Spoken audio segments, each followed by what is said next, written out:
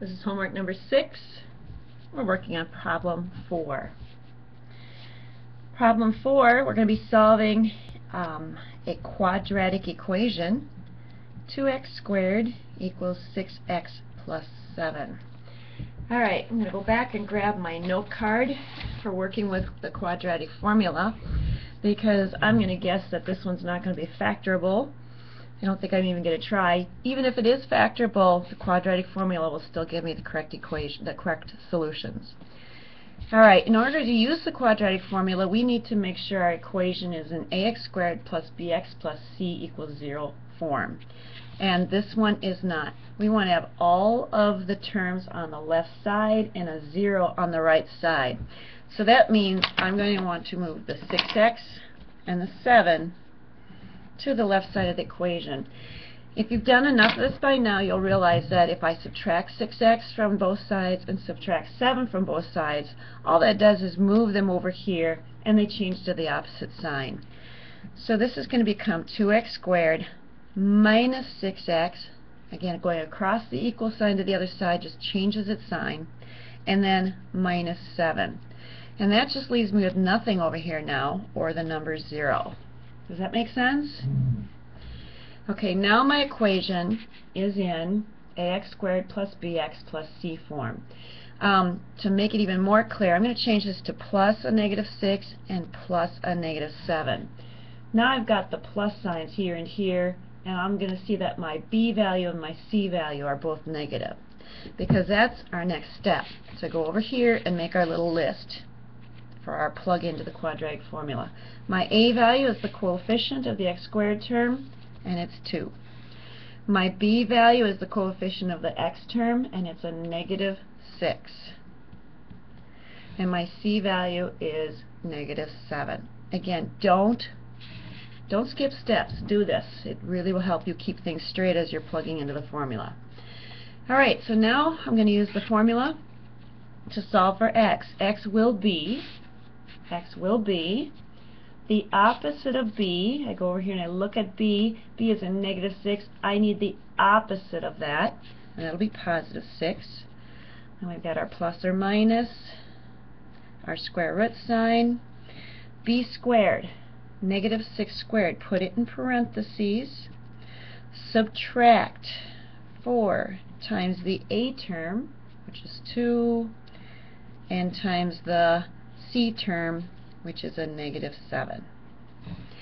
All over. Be sure to draw that quotient bar all the way underneath the entire expression.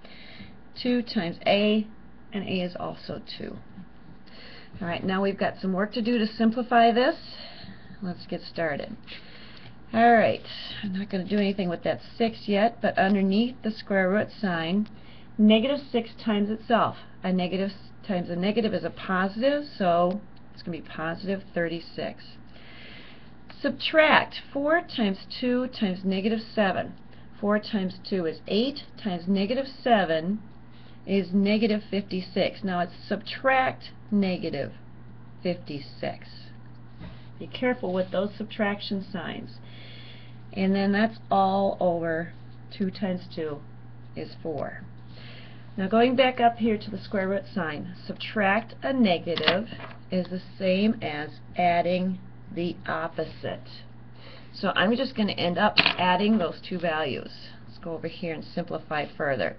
X is 6 plus or minus the square root of 36 plus 56. Let's see, 6 and 6 is 12. Carry the 1, 5, 6, 7, 8, 9. All over 4. Now you could stop here and you could call this your exact answer, because this is exact, because I don't have to put it into a calculator yet and do any rounding. But sometimes we need approximate answers. So we're going to continue on, and we're going to learn how to turn that into a decimal. Alright, so the best thing to do at this point is to split it up into two expressions, one with the plus sign and one with the minus sign. So 6 plus the square root of 92 over 4 will be one of our solutions. Remember, quadratic equations Usually have two solutions, not always, but usually. And the other one will be 6 subtract the square root of 92 over 4. Let's keep going. Let's see, I think I'm going to split the fraction apart into 6 over 4, because that's a nice easy fraction to turn into a decimal, and then the square root of 92 over 4. It's easy to calculate those. And over here, same thing, 6 over 4, but subtract the square root of 92 over 4. 6 divided by 4, well, 4 goes into 6 once with 2 left over. That's 1.5. Check it out with your calculator if you're not sure. Square root of 92 divided by 4. Go ahead and pick up your calculator and do that in your calculator.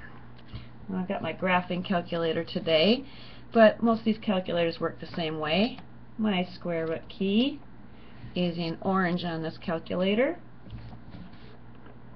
So I'm going to press that and put in 92, close up my parentheses, and I got to divide that by 4. And I end up with about 2 and 398 1/1000ths. 2 and 398 1/1000ths. Now I'm going to leave that answer in my calculator and add the 1.5 to it. So plus 1.5. Because remember, I've got that written down also. And I end up with about 3 and 898 1/1000ths. Okay, and then the other expression has subtract. So I'm going to, I think this time I'm going to put the 6/4 in, or the 1.5.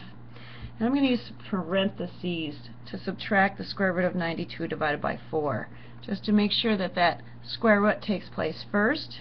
Second square root 92, and I'm going to close those parentheses and then divide that by 4. And that should be my final answer for the other one. I get negative 898 1/1000ths when I round to the nearest thousands. Did it say what to round to? That looks like we rounded correctly. Okay, take a minute to look at the last couple of steps I did.